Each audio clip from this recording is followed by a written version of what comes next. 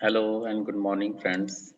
Today we are going to discuss the laws of thermodynamics. There are three laws.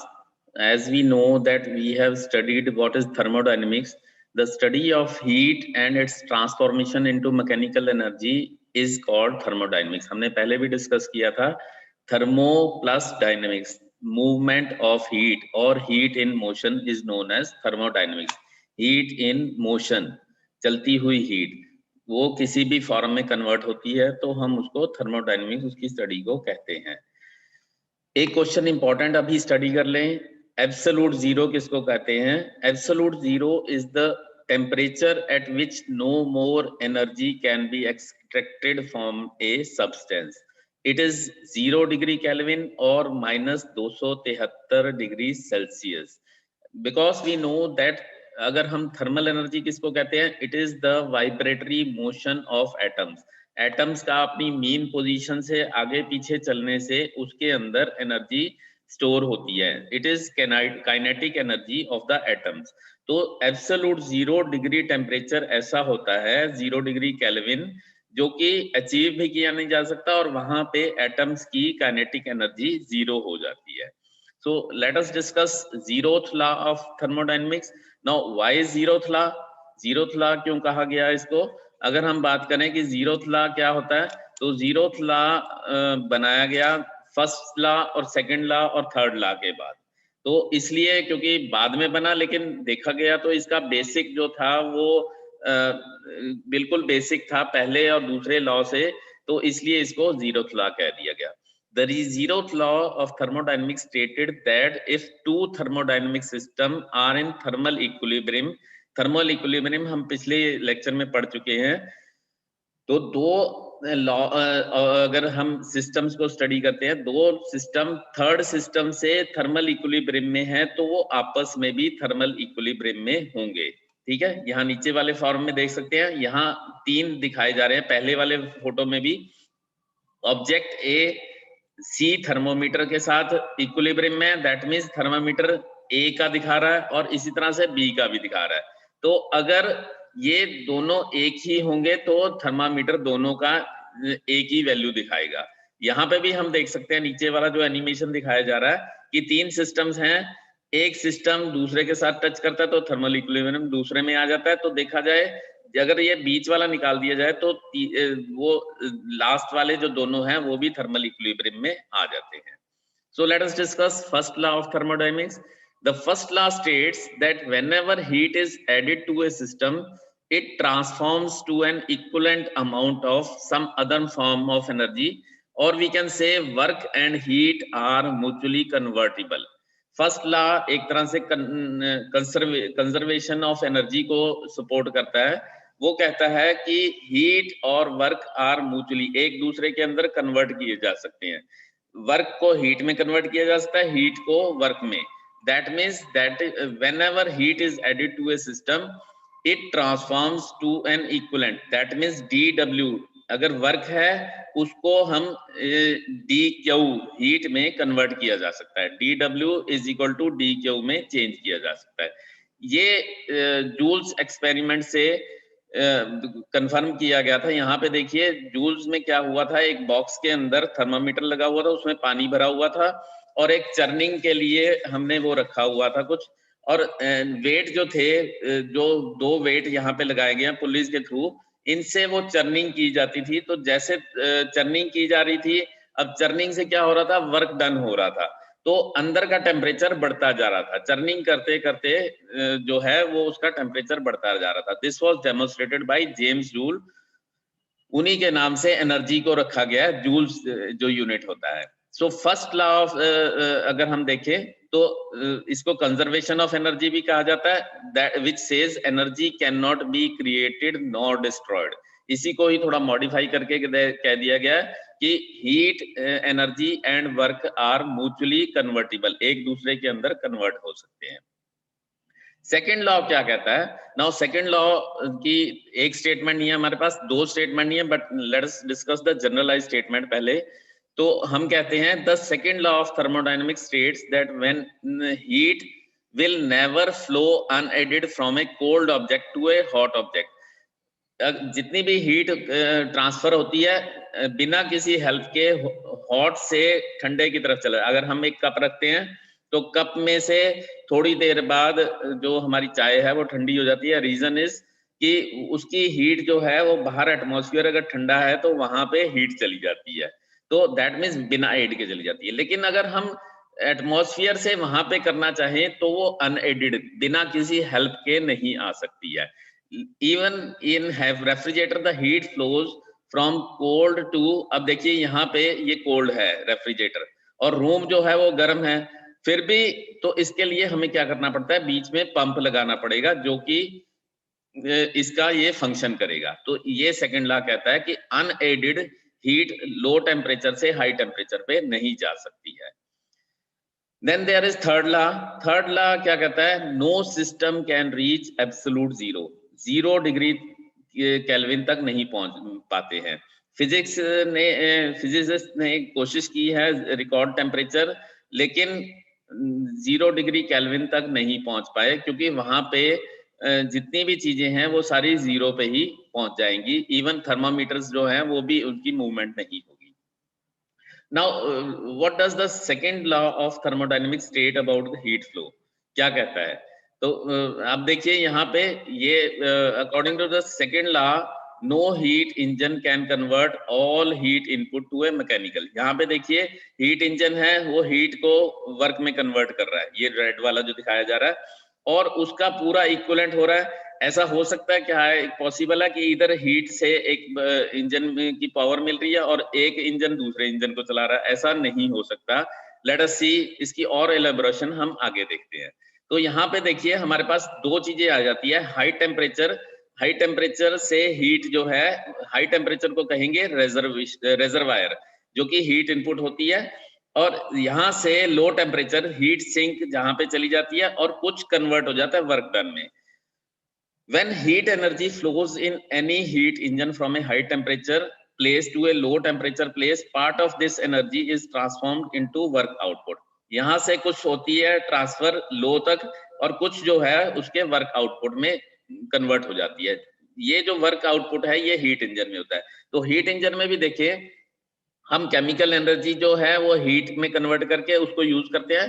तो all heat energy can not be converted into जो work done में है। तो कुछ ना कुछ उसकी आप देखते होंगे कि बाहर उसकी फ्लू गैसेस निकल जाती हैं और उससे वो खराब हो जाती है, इसलिए उसको हीट सिंक कहते हैं। सिंक मींस डूब जाना। तो the second law states that when work is done by A heat engine running between two temperature T hot and T cold, hot और कोल्ड के बीच में अगर काम करते हैं, then only some amount of input can be converted to the work and the rest is expelled as heat at T cold पे उसको expelled कर दिया जाता है जो heat sink कहलाता है। तो हीट इंजन एफिशिएंसी ये सैडी कॉर्नेट था, इसको साइकिल भी आप आगे पढ़ेंगे, उन्हें फुली एनालाइज किया और एक फंडामेंटल डिस्कवरी किया कि उसने एक आइडियल कंडीशंस में एक साइकिल बनाया, एक इंजन बनाया कि जो सिर्फ टेम्परेचर डिफरेंस के बीच में काम करेगा। टेम्परेचर डिफरेंस हॉट रेजर्वायर और कोल्ड सिंक के बीच में। तो उन्होंने कहा कि वो रिवर्सिबल प्रोसेस होगा। रिवर्सिबल प्रोसेस हम पहले भी डिस्कस कर चुके हैं। It is a non-practical process which is once having taken place cannot be reversed, and in so doing leave no change in the either system or surroundings. तो ये जो रिवर्सिबल प्रोसेस है वो कुछ भी चेंज नहीं करता, वो अपने आप रिवर्स हो सकता है दोनों साइड में। तो कार्नोट एफिशिएंसी जो है उसकी ideal efficiency T hot minus T cold over T hot था, but this is very ideal और ऐसी इस तरह का इंजन बन ही नहीं सकता। It can not convert, any engine can not reach to the Carnot efficiency. Second law of thermodynamics की दो क्लासिकल स्टेटमेंट्स हैं, ये क्वेश्चन भी आता है, या तो अलग अलग स्टेटमेंट पूछी जाती है, Kelvin Planck statement and Clausius statement. Kelvin Planck statement क्या कहती है, it is impossible to construct a cyclic engine. Cyclic engine means कि एक साइड से चलता हुआ वो उसी जगह पे पहुंच जाए, which converts whole of the heat into equivalent work. तो यहाँ पे देखिए DW is equal to heat supplied, उसका वर्क डन जो है इंजन का वो हीट सप्लाइड के इक्वल हो, ऐसा नहीं पॉसिबल है, ये केल्विन प्लैंक कहता है। यहाँ पे देखिए, अगर डायग्राम में भी देखिए तो हीट आई है, वो हीट जो है वो पूरा का पूरा W में कन्वर्ट कर दिया, वर्क में कन्वर्ट कर दिया। It is impossible as per Kelvin Planck. Clausius statement क्या कहती है, ये कुछ थोड़ी अलग सी बात कहता है, लेकिन हम आगे इक्विवेलेंसी देखेंगे। It is impossible to construct a device or engine which operates in a cyclic engine हो and produces no effect other than the transfer of heat from a cooler body to hotter body। एक engine ऐसा है कि वो cyclic में हो और वो कोई और काम ना करता हो सिवाय इसके कि कूल से हाई तक पहुंचाए, तो ये क्लॉसियस स्टेटमेंट कहती है। अब दोनों स्टेटमेंट बड़ी अजीब सी हैं, इनकी इक्विवेलेंसी देखते हैं। अब देखिए, यहाँ पे एक हीट सोर्स है और एक हीट सिंक है। ये जो रेड वाला है, यहाँ पे हीट सोर्स है, दैट मींस हायर टेम्परेचर पे है, और ये लो टेम्परेचर पे है सोर्स वाला। जो ब्लू वाला है वो लो टेम्परेचर पे है। अब देखिए, यहाँ पे हम दोनों स्टेटमेंट्स मिलाते हैं, उस स्टेटमेंट को वायलेट करते हैं। वायलेट मींस उसके उल्टा बात करते हैं कि हाँ भाई, ऐसा एक इंजन बन सकता है जो कि let us see, we assume कि वो स्टेटमेंट गलत कहता है। तो वो स्टेटमेंट अगर गलत कहता है तो let us see there is one ऐसा इंजन है जो कि पूरा का पूरा जितनी उसको हीट मिलती है वो पूरा का पूरा उसको वर्क में कन्वर्ट कर देता है। दैट मींस क्यों उसको हीट मिलती है, लेफ्ट साइड में देखिए, तो क्यों उसको हीट मिलती है, वो पूरा का पूरा W नेट उसको कन्वर्ट कर देता है, कोई भी उसका बीच में लॉस नहीं होता है। अब उस इंजन के जो आउटपुट मिलती है उससे हम एक रेफ्रिजरेटर चलाते हैं, और रेफ्रिजरेटर क्या करता है कि नीचे से हीट उठाता है, सोर्स से हीट लोअर टेम्परेचर से, दैट मींस फ्रिज के अंदर से हीट उठाता है, और उसके अंदर जो हीट है उसके अंदर वर्क को ऐड करके, वर्क नेट जो है वो हीट के बराबर है, तो QH प्लस QL, नीचे से QL लेता है और उतनी QH आगे दे देगा। तो अब देखा जाए, अगर इसका इक्विवेलेंसी देखा जाए, ये राइट साइड में इक्विवेलेंसी, इसको हम सर्किट को कम करने की कोशिश करते हैं, तो एक रेफ्रिजरेटर ऐसा बन गया जो कि QL लेता है और QH एक हीट बढ़ा के ऊपर देता जा रहा है, सोर्स को रेजरवायर में ऐड कर रहा है, सिंक से लेकर बिना किसी वर्क के, कुछ काम नहीं कर रहा है, कुछ काम ले नहीं रहा है, कुछ कंप्रेसर नहीं चल रहा, कोई इंजन नहीं चल रहा, तो रेफ्रिजरेटर क्या कर रहा है, वो ऐसे लोअर टेम्परेचर से हाई टेम्परेचर पे डाल रहा है। तो दैट मींस, अब देखिए, पहली स्टेटमेंट ये कह रही थी कि ऐसा इंजन बन नहीं सकता, अब ये दूसरी स्टेटमेंट तक पहुंच गया कि बिना एडेड, यहाँ पे बिना एड के वो टेम्परेचर नीचे से ऊपर तक हीट पहुंचाया जा रहा है। So the violation of Kelvin-Planck statement leads to violation of Clausius statement। तो इसका एक और भी है, ये आप थोड़ा ध्यान से देख सकते हैं, स्लाइड रोक के देख सकते हैं। I skip to that। तो यहाँ पे हम देखिए, ये रेजरवायर है और ये हीट सिंक है, जहां पे हीट नीचे की तरफ आता रहेगा। हीट सिंक मींस, अब ये दो डेफिनेशन भी आपको याद करनी है, रेजरवायर जो एक हीट हाई टेम्परेचर पे है, सिंक जहां लो टेम्परेचर पे है। Now there is one definition, entropy 2 number में आती है। According to second law of thermodynamics, in the long run the entropy of system always increases for natural process। कोई ऐसी चीज है, कोई ऐसी प्रॉपर्टी है which always keep on increases, जिसकी वजह से कि वो वापस रिवर्सिबल नहीं हो पाता। जैसे कि हमने कहा कि it is impossible to construct an engine whose whole purpose is to convert it into equivalent work done।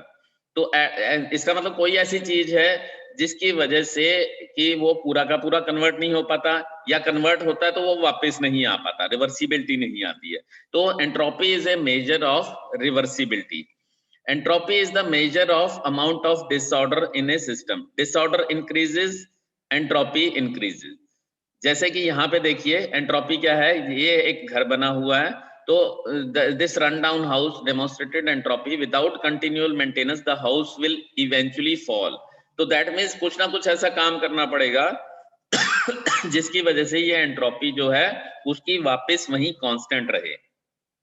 तो कुछ यहाँ पे this is all for today. Assessment questions हैं, ये आप एक एक करके स्टॉप करके देख सकते हैं। The lowest possible temperature is absolute zero at, इसमें ऑप्शन आपकी ये 4 ऑप्शंस हैं, तो इसमें तीसरी वाली ऑप्शन मुझे ठीक लग रही है, सी ऑप्शन।